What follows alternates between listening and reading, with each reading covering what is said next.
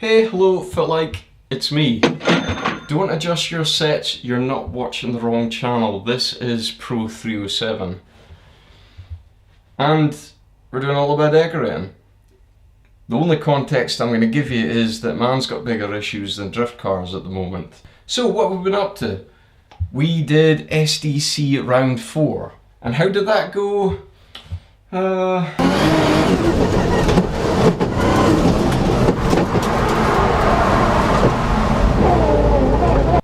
Let's just say my painting's better than that last entry. That's how that went down at SDC Round 4, but we're going to get back to that because there's more to the story. We need to go back a couple of weeks to a really cool event I did. It was a practice day at a local track. Good friend Cory Manett gave us a shout and said, do you want to come along and do some skids at Crimond at our local track? And we got SDC legend Steven Black in the go. It's ironic, SDC legend Steven Black hasn't done SDC this year other than the first round that I beat him. Coincidence? We think not, Stevie. Next year. What's Stevie been up to? He's been doing his trailer test. He's right chuffed, he's got his trailer test passed, he's got a trailer, he's got a van, so you're maybe going to see a bit more of Steven Black in 2020.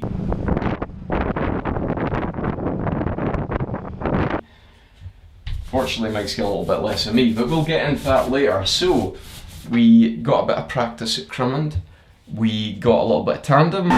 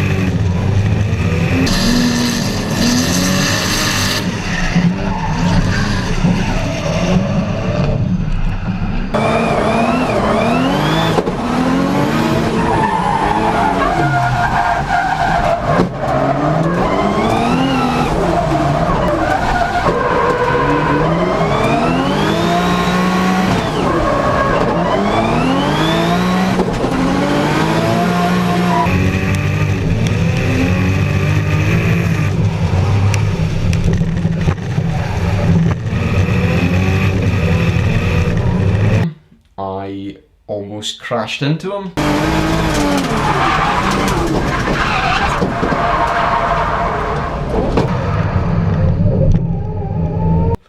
And yeah, good time was had by all. I'm really not getting a lot of this painting done, am I? What else have we been getting up to? Well, if we go back to the last round, round 3, I'll show you this footage.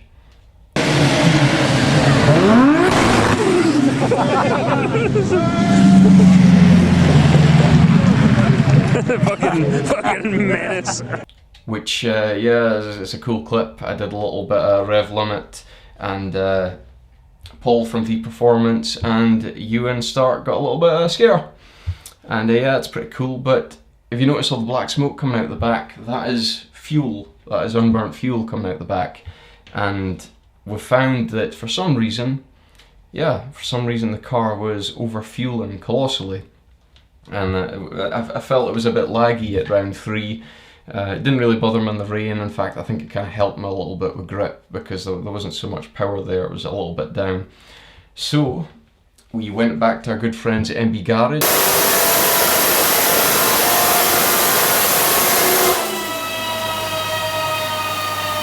We threw it on the dyno, and what do you know, we had lots more fuel.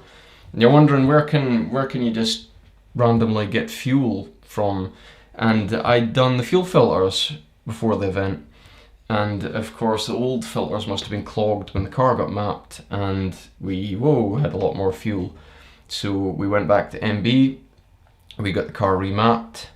The car made 500 horsepower at the wheels at 1.4 bar of boost.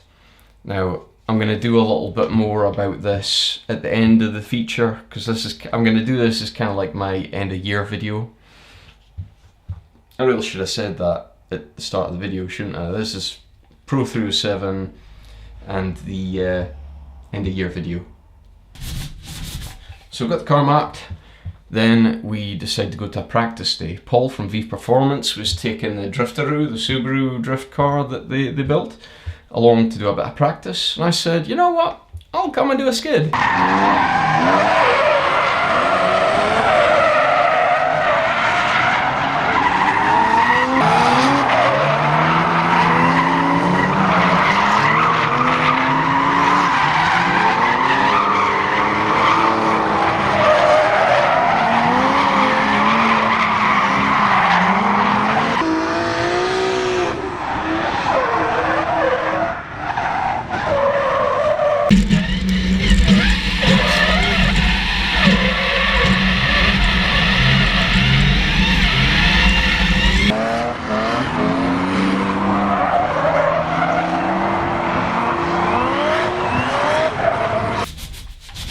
So they offered me a shot of the Subaru, which was awesome because I love when people offer me a shot of their drift car. I mean, who wouldn't want a shot of cool drift cars?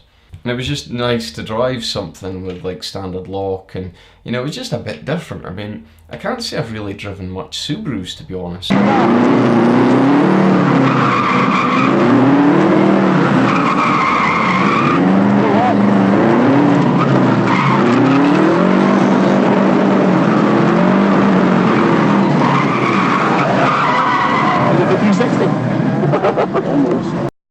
And it's a really cool sounding car. It's got a lot of power about it, a lot of torque. And yeah, it was just a bit different. So thanks very much, V Performance. It's terrible a job I'm doing. I'm properly painting. So, SDC Round 4. Big anticipation for this round. The night fight and bonfire and fireworks. It's a big event, attracts a big crowd. Although it's dark and cold and wet and miserable, it attracts a big crowd. So really big event. 52 cars turned up to this event. 52 cars. And it's just, the chances of qualifying even are reduced because there's so much more cars. And I threw on a set of what I thought was good tyres for the event. A set of good tyres that I've been saving for this event. The whole last year, in fact. And yeah, they were pretty poop, to be honest. Yeah, they were very poopy. And I just couldn't get any traction. I couldn't get any speed. And, you know, I've said time and time again, and I'll say it time and time again, I'm sure in this fail vlog, that you need to be watching what's happening and learning from your mistakes. And what I told myself the last event was, if you ever feel that there's something not right about the car, the tyres, the tyre pressures, don't just like sit on it and put up with it. Go into the pits and change it. But of course me, I didn't go into the pits and change bugger all. I just kept going with what I had. My first qualifying run was it was a banker. It was a banker. It was like, you know, it was a safe, very, very safe run. I got round, I drifted round the whole track, which I kind of hoped would be enough to get my qualification. So before I show you this clip, I need to tell you about this bit, right? So Crimond was doing the commentating, and really good commentator every time. He always gets good feedback from people. He's really good at it. And after the event, I thought, you know, I'll just send him all a message, you know, just let him show my appreciation, you know. I heard a bit of his commentary, you know, he was doing good, so I just sent him a bit of feedback, you know, a little bit of feedback, you know. Just say, you know, did a great job. My girlfriend's dad was down. He really, really enjoyed it. Enjoyed the extra commentary from him, you know. And yeah, and he was like, well, let's get to the point now, Stuart. Get to the point now. I know why you're really messaging me. You're not happy at what I said about your driving. And I'm like, I don't know what you mean, Shand. I have no idea what you're talking about. This looks like Stuart Cowie, I believe, in this RB 26 powered S-Sport. That's actually an S14.4, is what the team kids call it.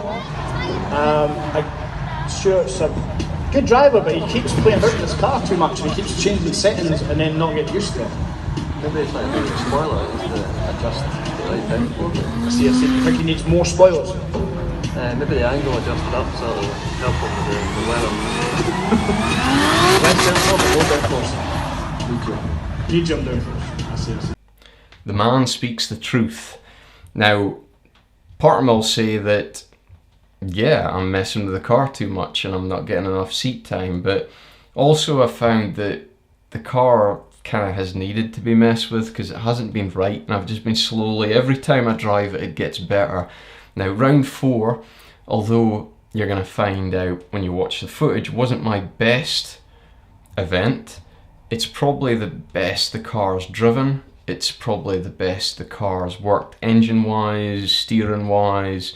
You know, it was flawless the whole day, or what I got to drive of it anyway. My second qualifying run, I kind of started it off the wall a little bit. Now, I didn't want the judges, and I don't want people to think, you know, that it's a nice car, but it's a tool, it's a weapon for battle, and I just wanted to show that I could kind of, you know, last event of the season, we've got off season, fix a car. I just wanted to, you know, do a cool wall run, and yeah, I just hit it a little bit too hard. I wasn't going quick enough. I hit it a bit hard, and it unsettled the car and offered straight in, and I think I probably got a 0 for my second qualifying run. So, also got this really cool run with Cory Manett again, with his V8. It upsets me that the V8's louder than my RB. Yeah, it upsets me deeply.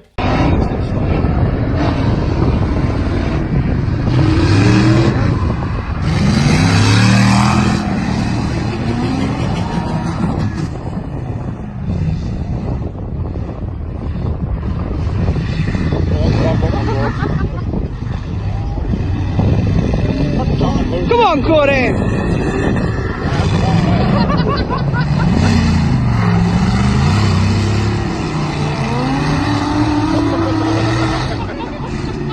Wow, I seem to have gotten more paint on the floor than I have on the walls, but that's besides the point. So we qualified 29th, which I wasn't overly happy with, but from how terrible my driving was, it was good enough. It was in the show. The positive we can take from this is that's 4 rounds of SDC, and I've qualified for every one. And I suppose unofficially that kind of makes me a seeded SDC driver, does it? I hope so. If I just made that up, I just made it up, and that's what it is, you know. Craig Butterworth was along with his JZ powered R32 Skyline, and he qualified 28th. So if I'm just 1 below Craig Butterworth, I think I'm doing okay. I'm happy with that.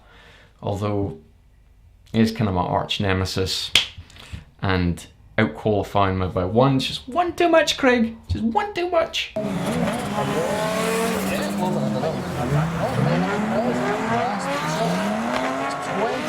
off all Driftland UK stock merch stock, clothing. No 20% off in the crisp, so just get right in here. Not here, but on the track. The lights just kicked in a finger. It's officially dark. It's dead. So qualifying 29th meant I was up against James Mulholland, who is a BMW driver. He's a new driver to SDC, and he qualified really high in his qualifying for his first time out in SDC. James is my new hero, honestly. He is a legend, and we had a really great battle. He actually came up to me after the battles with his entourage, with his gang of youths, and gang of youths makes me sound ancient. Wish. Just heard with a young patter, eh? Have you heard all the new rapper music? I've heard it, and I like it. I'll give you that. That's good, eh? No, that was pish, man. So let's get into the battles. Let's have a look how I got on going up against James.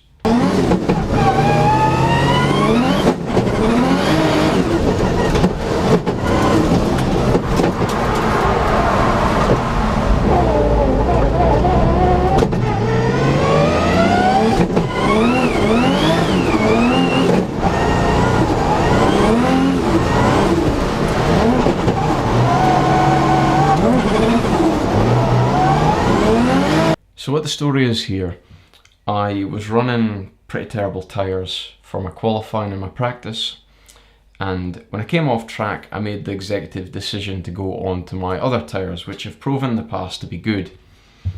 So I went out in these tyres, and instantly, even when I went out into track, I knew I had grip, and I knew the car was going to be a lot faster. The problem here was gauging how fast James was going to be, and although I wanted to try and keep close, I want a good entry as well, so I maybe stay back a bit and launch into it. But I don't know what happened. I just misjudged it, and it just didn't quite go to plan, really.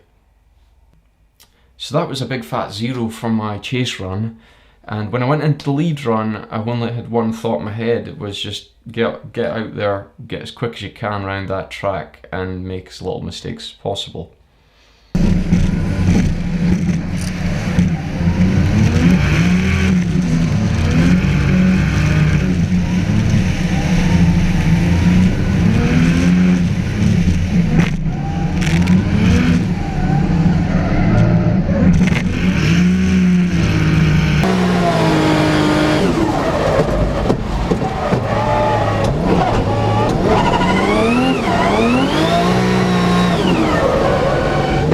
I did notice at this point was that the red flags came out and James had spun.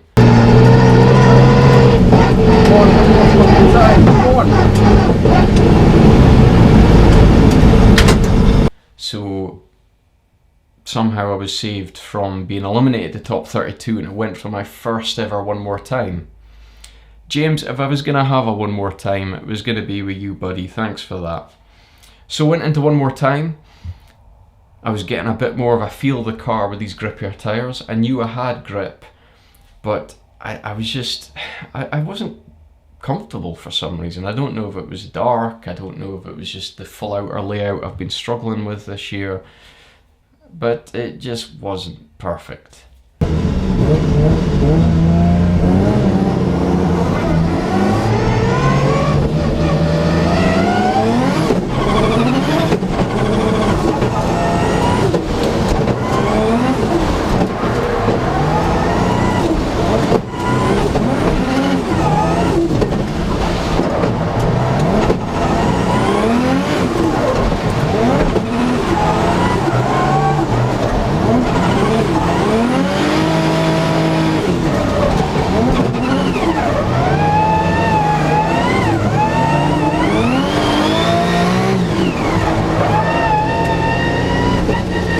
Although at the end I did get some serious proximity. I'm getting closer, I'm getting there. It's just the steps are just so small. They're barely noticeable, the steps I'm improving.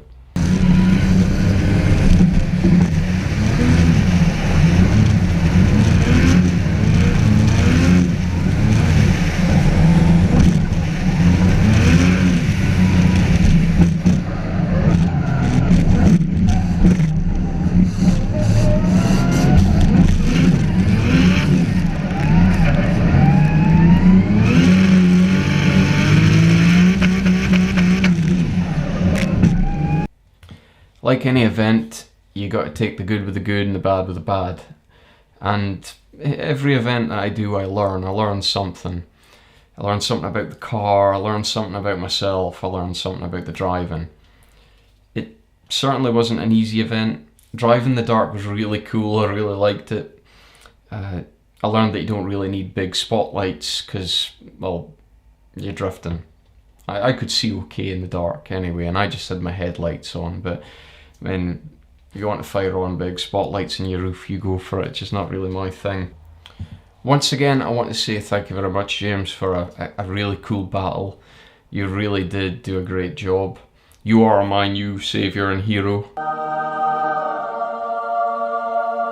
And I hope to get a rematch someday, to be honest. I hope to get that chance to battle you again. So, till the next time, buddy. So, 2019, that's 4 rounds at SDC.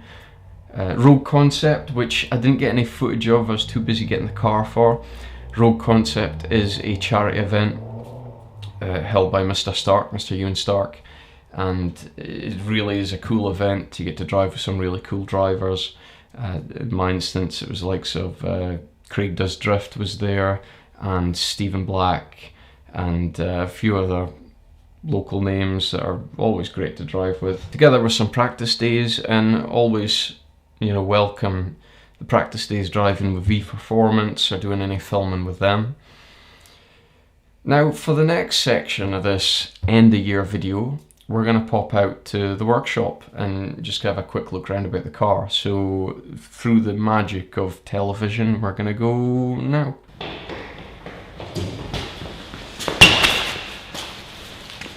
Smooth. Suck it, Monkey London. So where was I? So, round 4, SDC, top 32, knocked out by James Mulholland. 8th place championship position, knocked down to 13th place championship position.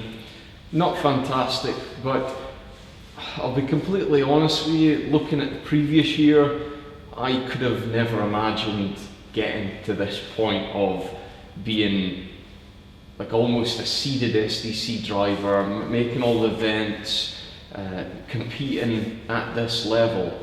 And I know SDC is meant to be grassroots driving, but some of these drivers are some of the best in the country, and to be able to drive with them is a privilege. And I'm also very privileged to drive the Risky Racing S14.5.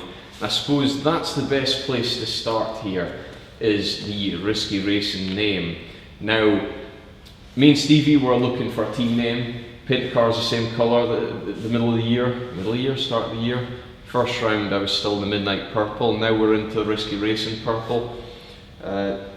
Risky Racing's a name that Steven Black, the legend that is SDC, legend Steven Black, came up with.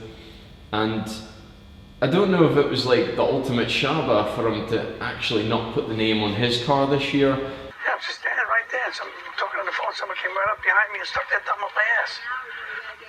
Did you see who it was? Shabba! But I'm going to let him away with it because he's been a bit busy and he hasn't been doing so much driving. So Stevie, better get a name on the side of the car for next year, or I'm going to be changing. I'm going to be putting a different name on it. So the story with the car you see behind me, the Risky Racing S14.5, it's been a 6-7 year build for me. It's been a progression to learning to weld, learning to set up suspension, learning how a drift car should handle, learning how the engine, fuel management should work. Let's have a quick look around the car, and I'll just go over some of my favourite modifications that I've made, some of the things that went wrong, and some of the more fails that have held me up and cost me a lot of money. So let's start at the back. So this is the back end of the Silvia. This is my rear radiator setup. Now I know what you're thinking, why do you have the radiator on the back of the car, Stuart? This is for weight distribution, moving some of that heavy weight, like a straight 6 engine in the front instead of an inline 4. So take some of that weight, shove it in the back, get more grip out of the car. Now the problem with moving a radiator onto the back of an RB powered car is it's just not as straightforward as a JZ Toyota engine. A lot of guys, Ricky Lawrence, prime example, fire a rear radiator into the car. There's you can use a standard water pump in the JZ, and works really well. But RBs just seem to be a bit more tricky to get to work. The problem is trapping air in the cylinder head. I had an issue where there was no water flow going through the cylinder head through the way I designed the cooling system, and I actually wrote off a cylinder head purely because there's no water on the cylinder head. When the engine heats up, the cylinder head expands quicker and it pulls on the timing belt, which in turn pulls on the crankshaft nose and on the cam gears, and actually the metal on the camshaft picked up and wrote off a cylinder head, which cost me a bloody lot of money and cost me about a whole year of the build. But we live to learn. For a start, I could never understand what the problem was. I'd never heard of anybody else having a problem like this, but it's not until you actually dive into it and research into it. But Dwayne McKeever had a bad year where he damaged an engine, I think through a similar idea. He ended up going back to a front radiator setup that he's got in his car at the moment. And Drift Squid, if you watch some of his vlogs, you'll understand that he had issues with cooling as well. He ended up putting back in the standard water pump instead of just running an electric water pump. The problem with this is it's been one of these jobs where over the years I've had to cut and modify and change things. It's just a bit untidy. So if anything, what I'm going to do before next year is just tidy up the car a little bit, and this is one of the things I'm going to tidy up a little bit. The design is going to stay pretty much the same, but just make it a bit better. So this is the back end. Let's have a look up at the business end. Aha, the business end, my favourite end, the RB26 out of the Nissan Skyline GTR. This is a 1/2 mil overbore. It's forged H-beam rods and we're running Wesco forged pistons. The camshafts are Tomei Pon cams. We're running standard valve springs and the bearings are Nissan. It's not operated bearings of any kind on the engine, and the engine should be good for, I'm running at 7,800 RPM redline. Hopefully next year we're going to up that. I've got a new oil pump and we're going to be balancing the cranks. We'll run it at about 8,200 RPM next year. The turbo we're running is a Garrett GT35. It's an Owen Develops modified turbo. It's their HTA brand. The turbine housing is a 0.83 twin scroll turbine housing with the hope was to help with spool up and higher power output. The turbo works well. It seems to be a little bit laggy, but I wonder if that's got a bit to do with the exhaust system. I'm only running a 3-inch exhaust system and the silencer is very restrictive on it. So I've actually got this car booked in to go and see Callum Hay Fabrication in the next couple of weeks to get a new exhaust manufactured for the car. Screamer pipes coming out the bonnet because they're just entertaining and fun. I run 2 Turbo Smart wastegates. They're the new style wastegates. It's one of the upgrades we made this year, and they're designed for endurance racing so they can handle the heat without having to have water cooling on them. And they seem to have handled the heat this year. I haven't had any wastegate problems at all. Also, we upped the springs, the spring pressure in the gates. So the springs are stronger, and it means that you don't have to rely on boost so much to keep the boost on the turbo. What else has been going to the engine? We have invested in some Platinum Racing Performance products, which is the crank and cam trigger set and the R35 coil pack set. The R35 coil packs are the best coil packs for these cars on the market, which I've never had any ignition problems with them other than just water getting into the spark plugs, and that's just down to Scotland, weather, wet, open bonnet, stupid car. The trigger kit is, I would say, almost essential to running with an RB26 and an aftermarket ECU. The Link ECU just can't handle the cam-driven trigger off the engine. The trigger set makes such a difference to the car. The engine revs a lot cleaner. There's not so much scatter up at the top end of the rev range, and it makes more power for it. I can't tell you how much power, but it makes power for it. This car runs at 1.4 bar of boost, and with this exhaust system it's making 500 horse at the wheels. Now, people might think that's not a lot of power, but if you look at some of the old BER D1 cars, they were running low boost and they were making about 500 horsepower. So I'm happy with that, but next year it will make more power, I guarantee that.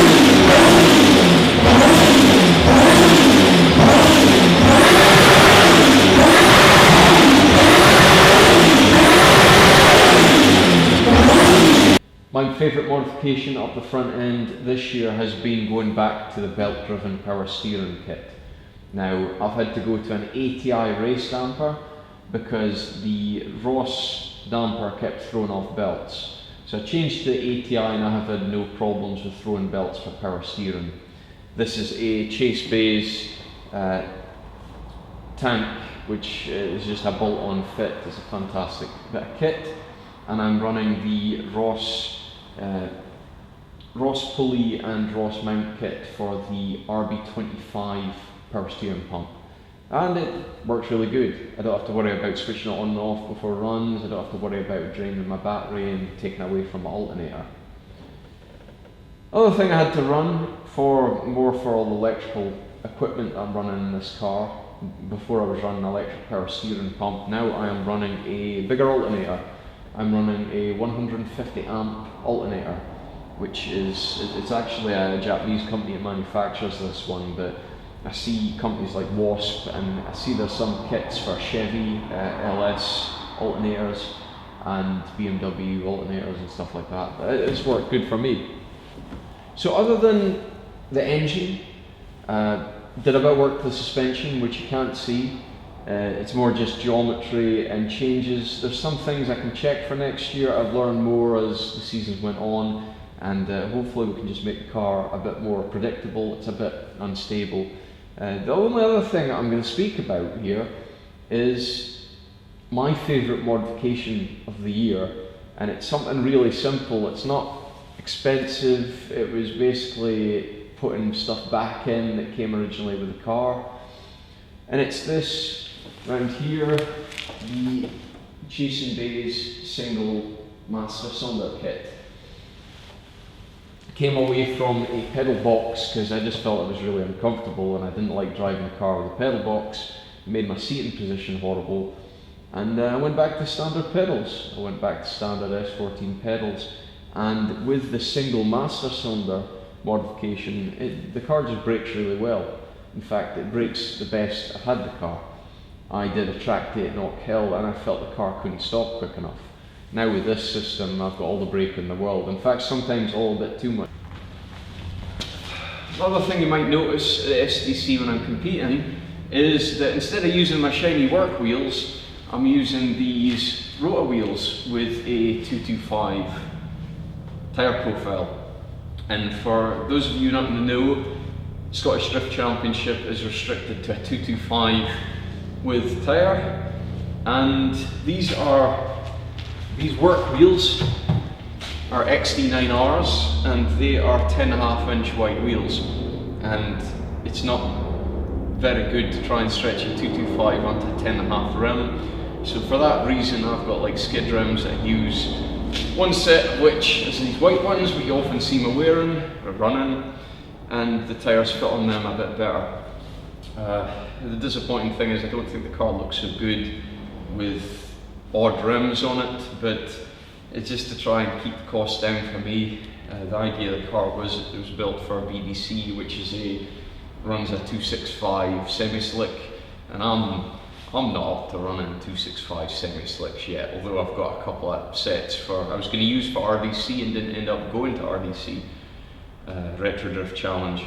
So this is the tyres I've been running on most of the season. These are my Falcons, and they've done really well. And unfortunately I wish I'd practiced on these in the final round and I maybe would have gotten through the top 32.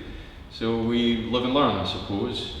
So that is my tyres I use for SDC.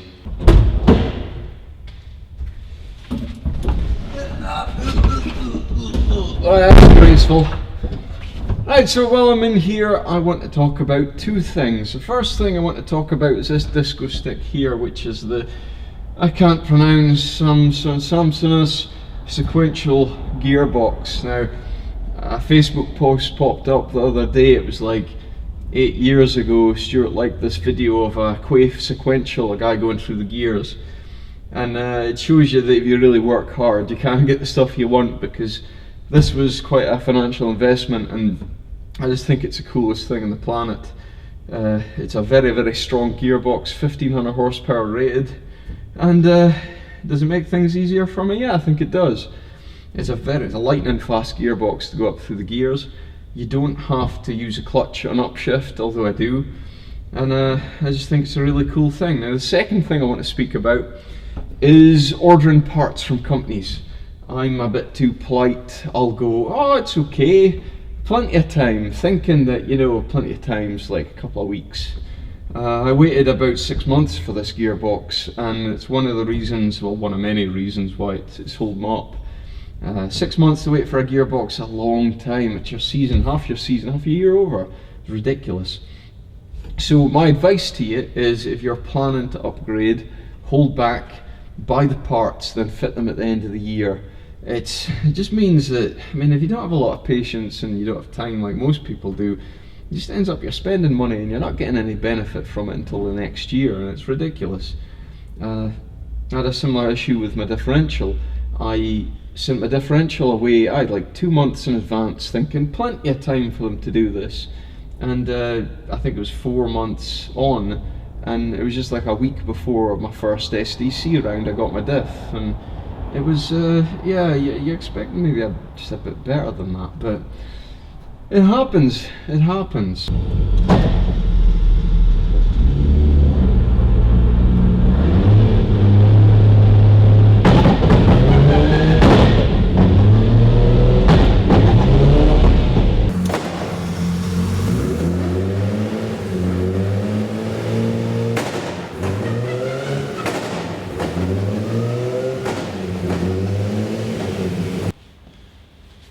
So I suppose at this point it's time to do all my thank yous.